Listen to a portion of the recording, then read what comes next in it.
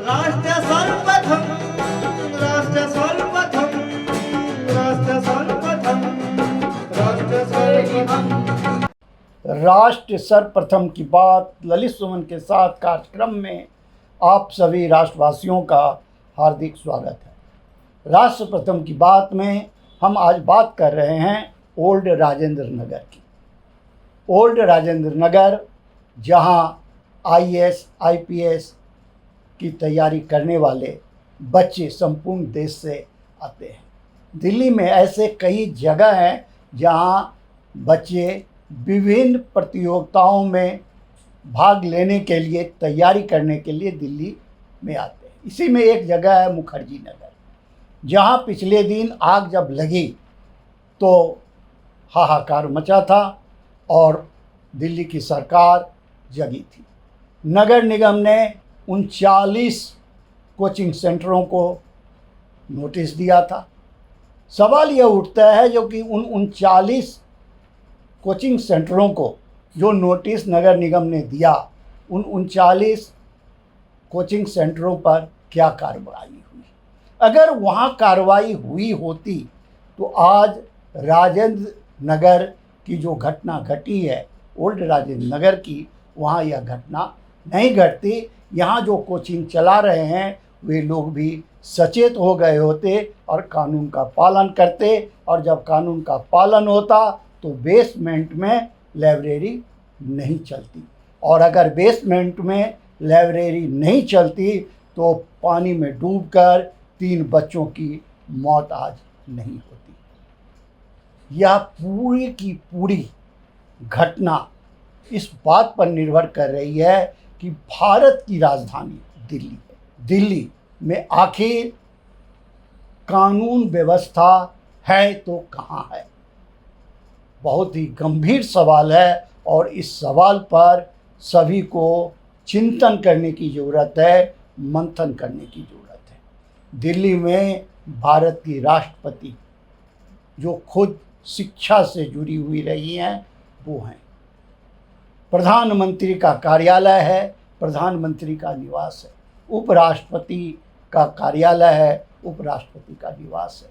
सभी केंद्रीय मंत्री दिल्ली में ही रहते हैं। दिल्ली सरकार के मुख्यमंत्री का निवास दिल्ली में है। ऐसे वर्तमान में दिल्ली के मुख्यमंत्री का निवास का पता हो गया है तिहाड़ जेल। वो अभी तिहाड़ जेल में बंद है, लेकिन दिल्ली की सरकार दिल्ली में ही है। दिल्ली सरकार के सभी मंत्री दिल्ली में रहते हैं और दिल्ली नगर निगम के कमिश्नर का कार्यालय और निवास भी दिल्ली में है। फिर आखिर दिल्ली की स्थिति इतनी दयनीय क्यों है? जब गर्मी का समय आता है तो पानी के लिए हाहाकार, और जब बरसात होती है तो जल जमाव के कारण पानी का महातांडव। और इस तांडव ने इस बार सभी सीमा पार करते हुए ओल्ड राजेंद्र नगर में 3 मासूम बच्चों की जान ले लिया है। संपूर्ण देश का ध्यान दिल्ली के इस व्यवस्था की ओर उठाया है और चर्चा होने लगी है। इसी का नतीजा है कि नई दिल्ली की सांसद बांसुरी स्वराज ने पार्लियामेंट में सवाल उठाया, फिर राज्यसभा में सवाल उठे और इस बातों को लेकर काफ़ी चर्चाएं हुई है। सवाल यह उठता है, जो यह सवाल पार्लियामेंट में उठा और फिर सभी राजनीतिक दल सड़क पर उतर आए, लेकिन किसी ने अभी तक यह नहीं सोचा कि हम जो यह आंदोलन कर रहे हैं या आरोप प्रत्यारोप कर रहे हैं, इसमें हमारा नैतिक जिम्मेवारी कितना है, हमारा कर्तव्य क्या था जिसे हम पूरा कर पाए या नहीं कर पाए। दिल्ली नगर निगम में 15 वर्षों तक भाजपा का शासन था और यह नाला आज बना है या जाम हो गया या कोचिंग सेंटर वाले उसका अतिक्रमण करके उस पर बिल्डिंग खड़ी कर दिए, यह कोई नई बात नहीं है। यह वर्षों वर्ष से चलता चला आ रहा है, लेकिन किसी ने इस पर ध्यान नहीं दिया। अब हम जो बात आपसे कहने जा रहे हैं यह बहुत तीखा है और यह सुनकर आप लोगों को आक्रोश भी हो सकता है, गुस्सा भी आ सकता है जो आखिर यह क्या कह रहा है। हकीकत यह है कि दिल्ली में कानून और व्यवस्था नाम की कोई चीज़ नहीं है। यहाँ सिर्फ और सिर्फ पैसा बोलता है, भ्रष्टाचार का पैसा। आपके पास पैसा हो तो आप कुछ भी कर सकते हैं। यहाँ कानून को आप जैसे चाहें वैसे नचा सकते हैं और यही खेल दिल्ली में बरसों बरस से चलता चला आ रहा है। इसके हम प्रमाण आपको देंगे जो किस प्रकार से दिल्ली में अवैध निर्माण और अतिक्रमण का खेल बरसों बरस से चलता चला आ रहा है। और इसके लिए जो व्यक्ति जिम्मेवार रहा है वह दिल्ली को लूट खसोट कर आगे निकल गया। और हमेशा जब कोई घटना घटती है तो वह व्यक्ति, वह पदाधिकारी इसके चपेट में आता है जो उस वक्त इस पद पर बैठा रहता है। हम बात कर रहे हैं ओल्ड राजेंद्र नगर की, जो करोल बाग निगम क्षेत्र का हिस्सा है। करोल बाग निगम क्षेत्र में भ्रष्टाचार इस कदर फैला हुआ है जिसके बारे में आप कितना भी चर्चा करें वह कम ही होगा। वो तो भला हो दिल्ली नगर निगम के नवनियुक्त कमिश्नर अश्वनी कुमार का, जिन्होंने पदभार ग्रहण करते ही करोल बाग जोन के सबसे भ्रष्ट एग्जीक्यूटिव इंजीनियर कुमार महेंद्रू को सस्पेंड करने का काम किया और उसके साथ 3 और पदाधिकारियों को भ्रष्टाचार के आरोप में सस्पेंड किया। कुमार महेंद्रू ने संपूर्ण करोल बाग जोन में जंगल राज कायम कर रखा था और कुमार महेंद्रू के खिलाफ आप चाहे किसी भी प्लेटफॉर्म पर आवाज़ उठा लें, मीडिया में कितनी भी खबर छप जाए, कितनी भी खबर चल जाए, कुमार महेंद्रू की सेहत पर कोई असर नहीं पड़ता था। इसका मूल कारण अगर आप खोजें तो इसके जड़ में थे IAS अधिकारी ज्ञानेश भारती, जिनका आशीर्वाद कुमार महेंद्रू को प्राप्त था। और कुमार महेंद्रू ने DMC एक्ट का ऐसा उल्लंघन करवाया है संपूर्ण करोल बाग जोन में, जिसे देखकर, जिसे जानकर आपको आश्चर्य लगेगा। जो भारत की राजधानी दिल्ली में भी इस तरीके से कार्रवाई की जा सकती है, कानून से खेला जा सकता है और यह सिर्फ और सिर्फ भ्रष्टाचार का खेल रहा है, यह सिर्फ और सिर्फ नोटों का खेल रहा है। सभी लोग जानते हैं जो दिल्ली नगर निगम है, दिल्ली नगर निगम में एक कमिश्नर हैं, एक पूरी व्यवस्था है और दिल्ली में विभिन्न इलाकों में जोन का कार्यालय है। सभी को यह पता है जो कि इंजीनियरिंग विभाग इंजीनियर चलाता है, इंजीनियर प्लानिंग करता है, इंजीनियर व्यवस्था करता है और इंजीनियर जो है यह सारी व्यवस्था को देखता है। लेकिन हकीकत में नगर निगम की स्थिति ये है जो नगर निगम के इंजीनियर सिर्फ सरकार से सैलरी लेते हैं और रिश्वत लेते हैं। इसमें जो ईमानदार इंजीनियर हैं उन्हें दरकिनार कर दिया जाता है क्योंकि वो व्यवस्था में, वो सिस्टम में फिट नहीं बैठते। और जो भ्रष्ट होता है वह कुर्सी पर काबिज रहता है और सिस्टम से अपना वेतन भी लेता है और रिश्वत भी कमाता है। इसका जीता जागता प्रमाण रहा है एग्जीक्यूटिव इंजीनियर कुमार महेंद्रू, जो एक बार नहीं 2 बार एग्जीक्यूटिव इंजीनियर बनकर करोल बाग जोन के पद पर आसीन हुआ और जमकर करोल बाग जोन में जंगल राज कायम किया। और उसी दरमियान अवैध निर्माण होते रहे, अवैध कमर्शियल बिल्डिंग खड़ी होती रही, बड़े बड़े इंडस्ट्रियल प्लॉटों को छोटे छोटे टुकड़े में काट कर उस पर कमर्शियल निर्माण किया जाता रहा और फुटपाथ और नाले को ढककर उस पर भी अतिक्रमण कर लिया गया। जब भवन निर्माण विभाग द्वारा भ्रष्टाचार को इस कदर से बढ़ावा दिया जा रहा था और कोई कार्रवाई नहीं हो रही थी, तो वर्क्स डिपार्टमेंट और मेंटेनेंस डिपार्टमेंट के भी जो भ्रष्ट अधिकारी हैं वो इस पथ पर चल निकले और भ्रष्टाचार बढ़ता रहा, जंगल राज कायम होता रहा और जिस किसी की भी इस पर जिम्मेदारी थी वो उसने उस पर ध्यान नहीं दिया। नगर निगम में जब भाजपा का शासन था तो उस पर भ्रष्टाचार के आरोप लगते रहे थे, लेकिन अरविंद केजरीवाल ने वादा किया था जो कि अगर दिल्ली विधानसभा के साथ नगर निगम उन्हें दे दिया जाए तो वो दिल्ली की सभी व्यवस्था को ठीक कर देंगे और भ्रष्टाचार को भी जड़ से ख़त्म कर देंगे। लेकिन अरविंद केजरीवाल के निगम पार्षद भी आकर उसी गंगोत्री में डुबकी लगाने लगे जिस गंगोत्री में डुबकी लगाने का काम भारतीय जनता पार्टी के निगम पार्षद करते रहे थे। जो अच्छे निगम पार्षद हैं, जो ईमानदार निगम पार्षद हैं, वो अपने अपने क्षेत्र में काम कर रहे हैं और जनता उन्हें पसंद भी कर रही है। लेकिन गिनती अगर किया जाए तो ऐसे निगम पार्षदों की संख्या कम है जो जनता की सेवा के लिए काम कर रहे हैं। अधिकांश निगम से उसी भ्रष्टाचार के खेल में शरीक होकर निगम के साथ खेल खेलने का काम कर रहे हैं। हम आपको ओल्ड राजेंद्र नगर की बात करते हुए यह बता रहे हैं, सिर्फ इशारा कर रहे हैं। बातें तो इतनी है सच्चाई के साथ कि अगर हम आपको बताने लगे तो हम लगातार 24 के 24 घंटे अपने कैमरे पर बोलते रहें और आप टीवी पर देखते रहें, तब भी बातें ख़त्म नहीं होगी।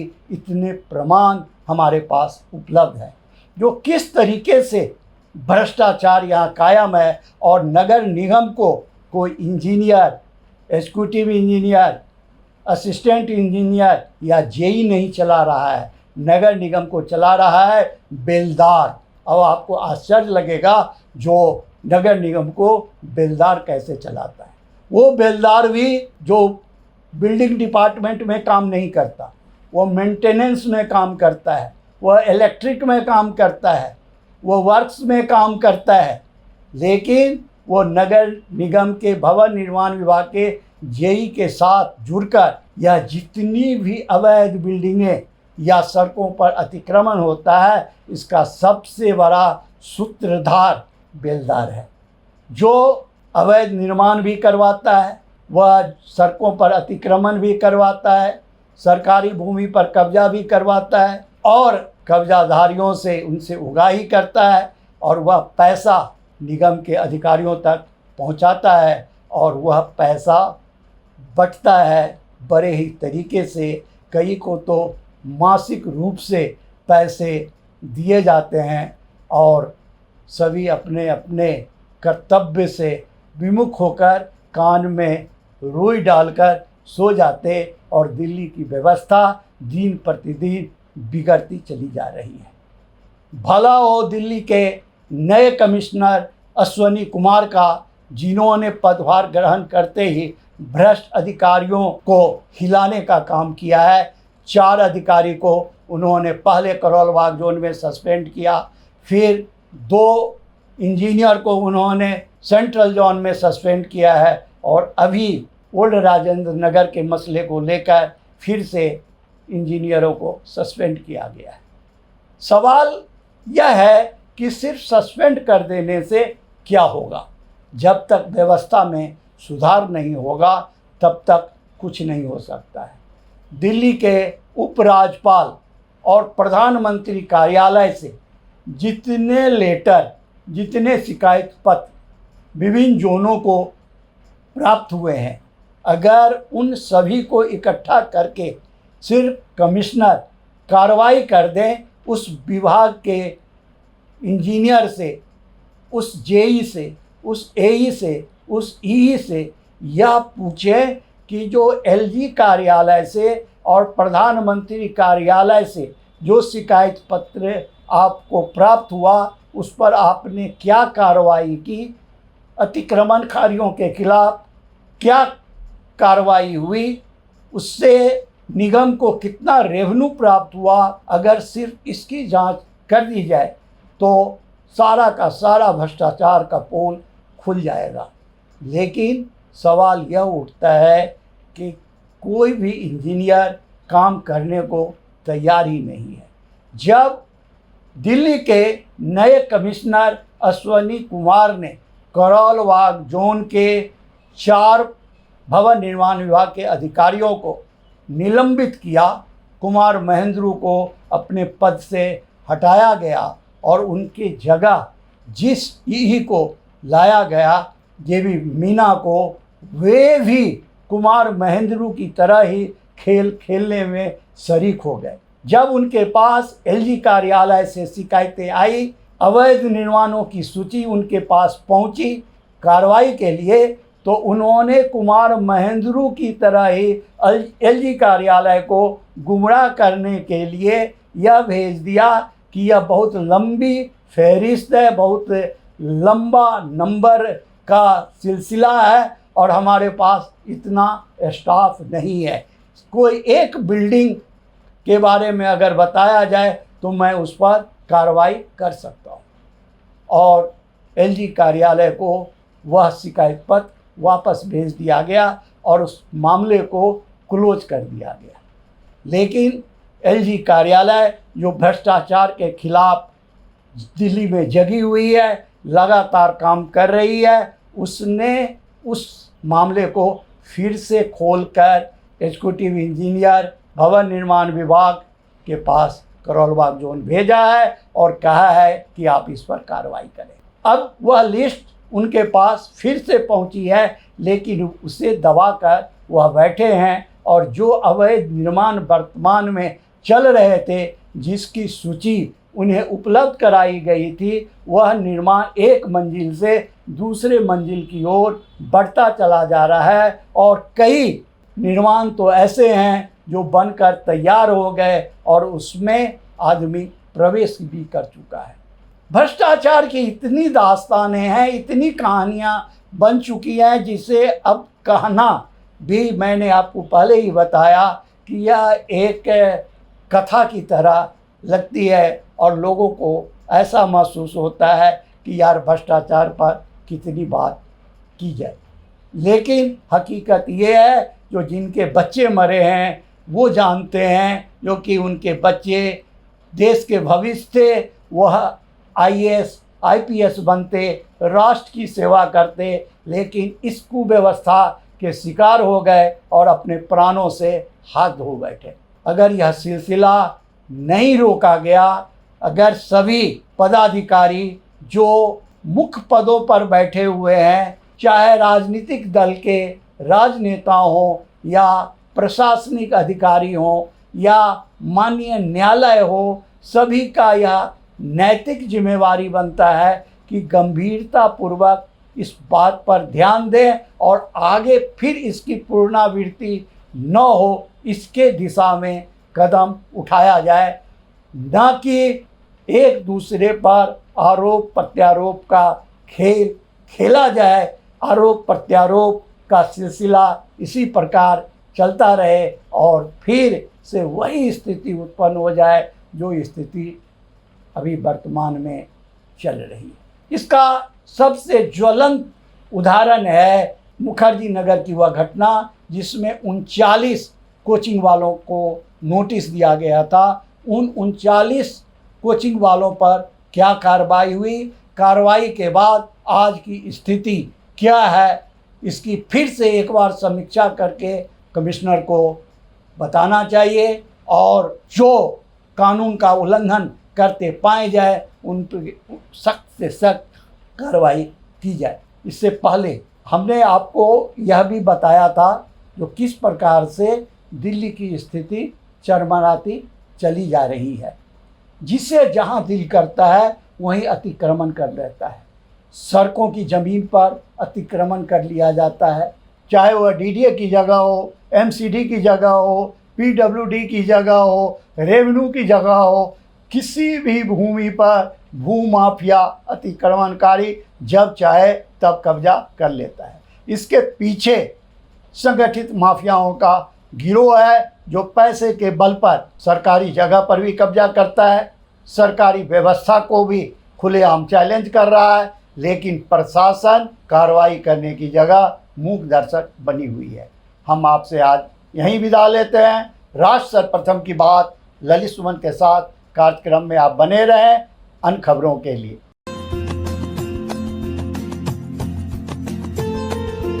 Powered by Kamal Buildtech Private Limited, fulfilling promises. With our professional team and experience of delivering projects in past, we guarantee you peace of mind and top quality work in an affordable price. और अधिक खबरों के लिए आप हमारे YouTube channel दैनिक India दर्पण को अभी सब्सक्राइब करें और नोटिफिकेशन के लिए बेल आइकन को प्रेस करना ना भूलें। राष्ट्र सर्वप्रथम की बात कार्यक्रम में ब्रेक के बाद एक बार फिर आप सभी राष्ट्रवासियों का स्वागत है। प्रधानमंत्री नरेंद्र मोदी ने नई दिल्ली के विज्ञान भवन में भारतीय उद्योग परिसंघ द्वारा आयोजित जर्नी टुवर्ड्स विकसित भारत अ पोस्ट यूनियन बजट 2024-25 सम्मेलन के उद्घाटन सत्र को संबोधित किया।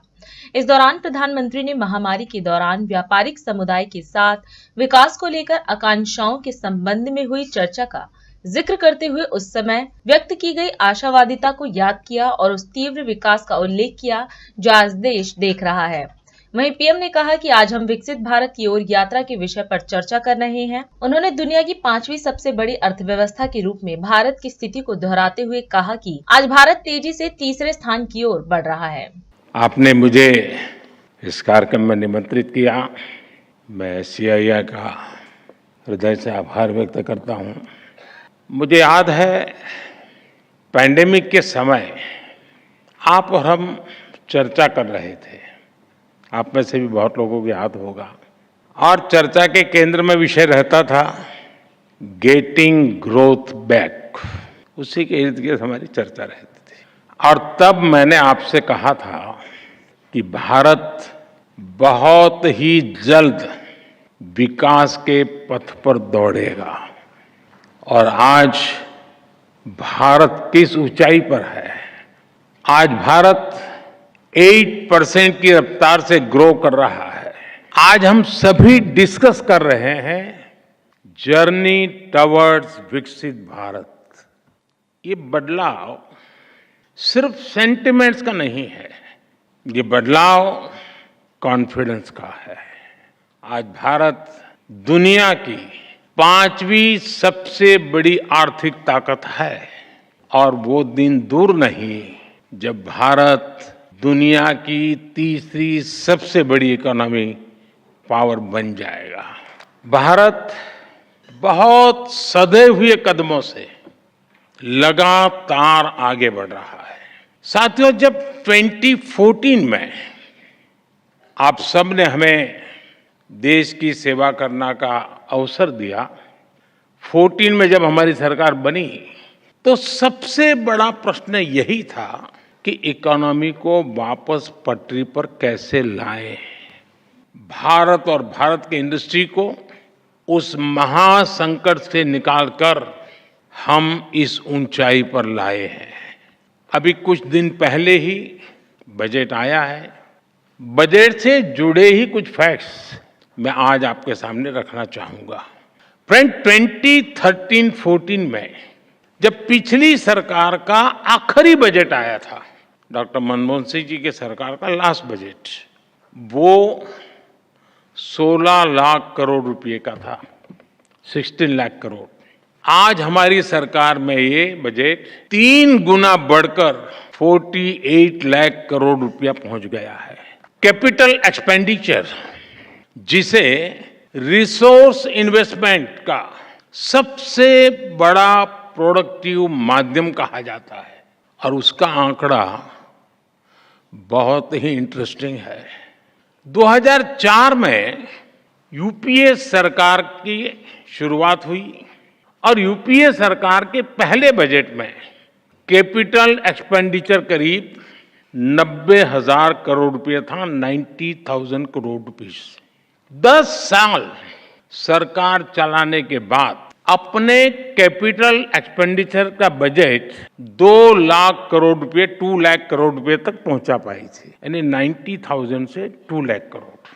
और आज कैपेक्स 11 लाख करोड़ रुपए से भी ज्यादा है।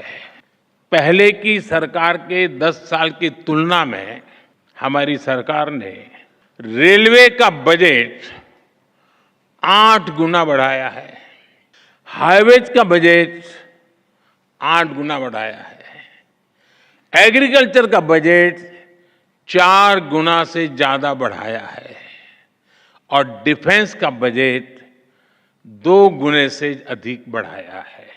दिल्ली के मुख्यमंत्री अरविंद केजरीवाल के बिगड़ते स्वास्थ्य और गिरफ्तारी के खिलाफ इंडिया गठबंधन ने जंतर मंतर पर एक बड़ी रैली आयोजित की। इस रैली में इंडिया गठबंधन से जुड़े सभी बड़े नेता और कार्यकर्ता बड़ी संख्या में शामिल हुए। इस दौरान रैली को संबोधित करते हुए सीएम केजरीवाल की पत्नी सुनीता केजरीवाल ने सीएम केजरीवाल की गिरफ्तारी को राजनीतिक षड्यंत्र के तहत की गई गिरफ्तारी करार दिया। दिल्ली के मुख्यमंत्री अरविंद केजरीवाल को एक गहरे राजनीतिक षड्यंत्र के तहत जेल में डाला हुआ है।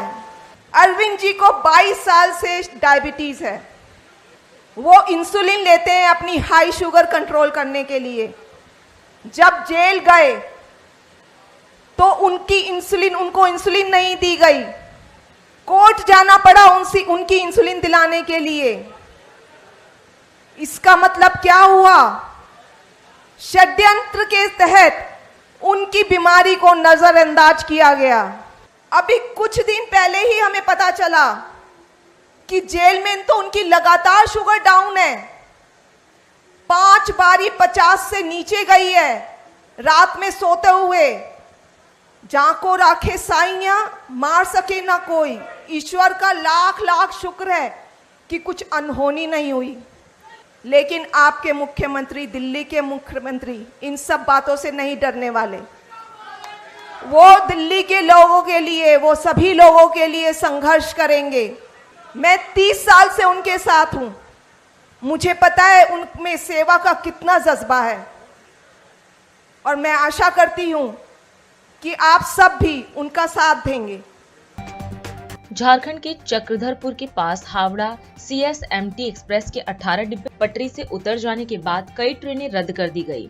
इस दुर्घटना में 2 लोगों की मौत हो गई और कई यात्री घायल हो गए। सुप्रीम कोर्ट ने मंगलवार को महाराष्ट्र के पूर्व मंत्री नवाब मलिक को मनी लॉन्ड्रिंग मामले में मेडिकल आधार पर जमानत दे दी। मंगलवार की सुबह भारी बारिश के बीच केरल के वायनाड जिले में मेपाडी के पास पहाड़ी इलाकों में हुए बड़े भूस्खलन में कम से कम 43 लोगों की मौत हो गई और सैकड़ों लोगों के फंसे होने की आशंका है। सुप्रीम कोर्ट ने इलेक्ट्रॉनिक वोटिंग मशीन के वोटों का उनके संबंधित voter verifiable paper audit trail पर्चियों के साथ 100% सत्यापन की मांग को खारिज करने वाले अपने पहले के फैसले पर पुनर्विचार की मांग वाली एक समीक्षा याचिका को खारिज कर दिया। मुख्यमंत्री योगी आदित्यनाथ ने विधानसभा में महिला सुरक्षा के मुद्दे पर बोलते हुए समाजवादी पार्टी पर करारा हमला किया। उन्होंने कहा कि प्रदेश सरकार महिला सुरक्षा को लेकर पूरी तरह गंभीर है। इंडिया गठबंधन ने दिल्ली के मुख्यमंत्री अरविंद केजरीवाल के बिगड़ते स्वास्थ्य को लेकर जंतर मंतर पर एक बड़ी रैली बुलाई। सुप्रीम कोर्ट ने केंद्र को कड़ी फटकार लगाई है। अदालत ने कुछ साल पहले 1 रैंक 1 पेंशन योजना के अनुसार सेना से सेवानिवृत्त नियमित कैप्टनों को बकाया भुगतान करने के लिए कहा था। केंद्रीय गृह राज्य मंत्री नित्यानंद रॉय ने कहा कि पौंडीचेरी विधानसभा की ओर से बार बार केंद्र शासित प्रदेश को राज्य का दर्जा देने की मांग की जाती रही है। इस पर फिलहाल विचार नहीं किया जा रहा, इसलिए वहां यथास्थिति ही रहेगी। मुख्यमंत्री एन चंद्रबाबू नायडू ने कहा कि आंध्र प्रदेश सरकार ने भूमि मालिकों को आधिकारिक मुहर के साथ पट्टादार पासबुक जारी करने का निर्णय लिया है। भारतीय निशानेबाज सरबजोत सिंह ने मंगलवार को मनु भाकर के साथ मिलकर 10 मीटर एयर पिस्टल मिश्रित स्पर्धा में कांस्य पदक जीतकर इतिहास रच दिया। 22 वर्षीय सरबजोत का यह पहला ओलंपिक पदक है। और अधिक खबरों के लिए आप हमारे YouTube चैनल दैनिक इंडिया दर्पण को अभी सब्सक्राइब करें और नोटिफिकेशन के लिए बेल आइकन को प्रेस करना ना भूलें।